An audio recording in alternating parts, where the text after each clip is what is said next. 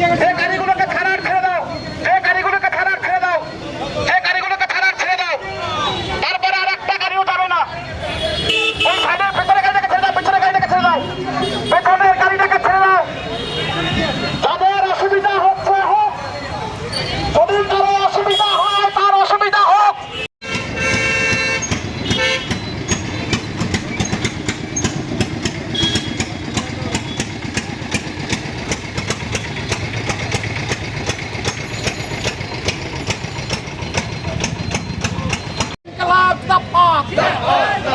লাল ঝান্ডা কারেপ্কার, লাল ঝান্ডা শিক্ষার বসতে গেলেই লড়তে হবে।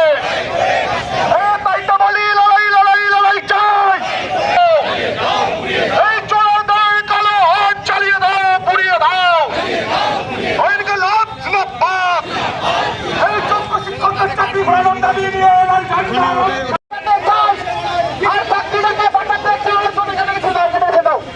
আর চাকরিটাকে বাঁচাতে চাই। শুধু না, আমরা চাই গোটা রাজ্যের স্কুল শিক্ষা ব্যবস্থাকে ভেঙে ফেলেছে তৃণমূল কংগ্রেস। যদি কারো তারা থাকে বাড়ি যাওয়ার জন্য, তাদেরকে বাড়ি বাংলায় দলদাসরা ভরে গেছে, চাটুকাররা ভরে গেছে। 26,000 শিক্ষকের চাকরি নেই, আর একদল দাঁত কেলিয়ে খিলখিল করে হাসবে বেড়াবে। এটা আমরা বাংলায় হতে দেব না। যদি আমাদের ভাষা খারাপ করতে হয় তাই হবে, যদি আমাদের লড়াই করতে হয় তাই হবে।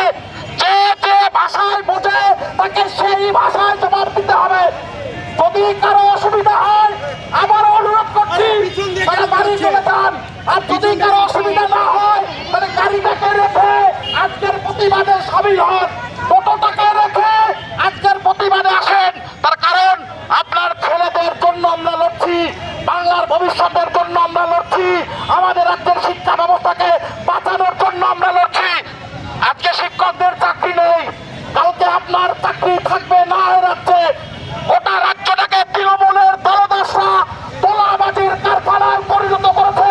আর চুরির টাকা খেয়ে ওখানে দাঁড়িয়ে 14 তলায় বসে নাটকবাজি করবে। এই নাটকবাজকে আমরা এ বাংলায় আর শাস্তিতে সুস্থে কমাতে দেব না। তার জন্য আমরা লড়াই করছি। আমরা সবাই অনুরোধ করবো, আমাদের এখন স্লোগান চলবে, তারপর আমাদের কমরেডরা বক্তব্য রাখবেন। যতক্ষণ চলবে, পুলিশ যদি জোর জুলুম করে, আমি বলছি একজন দাঁড়িয়ে থাকে থেকেও মার খেয়ে তারপরে বাড়ি যাবেন। তার আগে কেউ না, কেউ না, কেউ যাবেন এখান থেকে। ইনকলাব জিন্দাবাদ।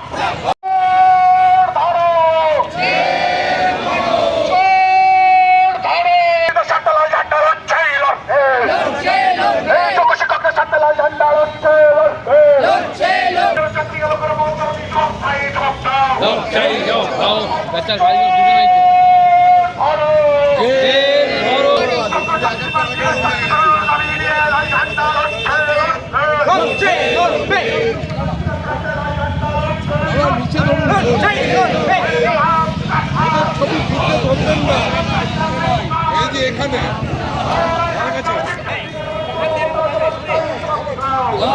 জবাব দাও।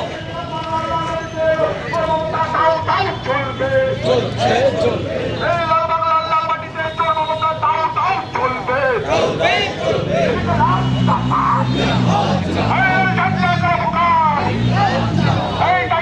চাকরি চোটের বিরুদ্ধে, তৃণমূলের বিরুদ্ধে, মমতার বিরুদ্ধে একসাথে।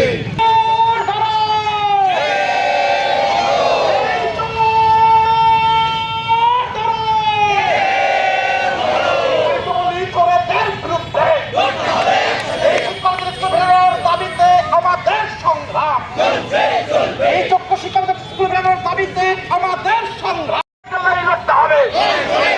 এই অপরাধ মুখ্যমন্ত্রীকে গ্রেপ্তার করতে হবে। এই দাবিতে সমস্ত মানুষ এক হও। রাজ্যের শিক্ষামন্ত্রীকে গ্রেপ্তারের দাবিতে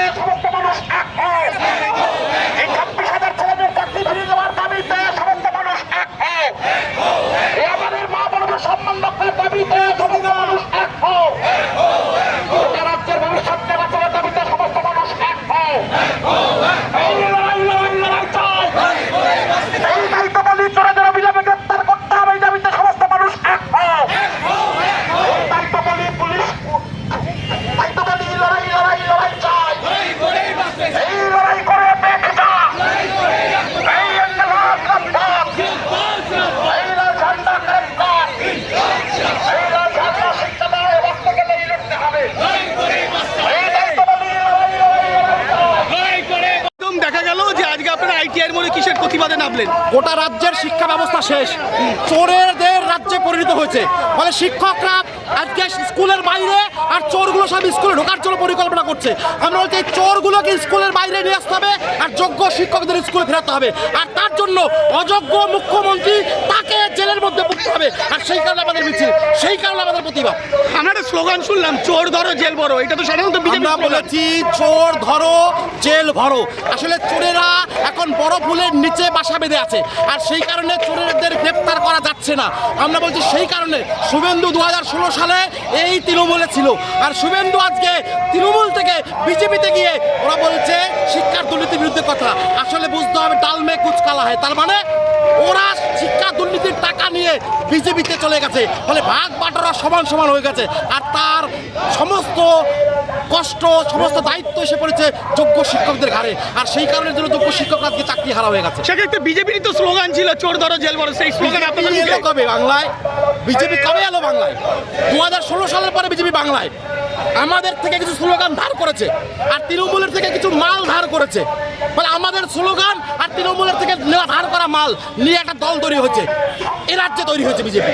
এই যে সমগ্র শিক্ষা দুর্নীতি নিয়ে কাকে মূলত দায়ী করবেন? এ রাজ্যের শিক্ষা দুর্নীতির কারণে দায়ী হচ্ছে আমাদের রাজ্যের যিনি রাজ্যের সর্বোচ্চ নেতৃত্বে আছেন তার নাম হচ্ছে মমতা ব্যানার্জি, আর তার উপরে যিনি গডফাদার আছেন তিনি কেন্দ্রের মোদী সরকার। এই মোদী সরকার গোটা শিক্ষা ব্যবস্থার দুর্নীতিটাকে আড়াল করতে চাইছে, সেই কারণে রাজ্যের মুখ্যমন্ত্রী বাইরে ঘুরে বেড়াচ্ছে। নাহলে এর বাইরে ঘুরে বেড়ানোর কোনো প্রকার অধিকার নেই।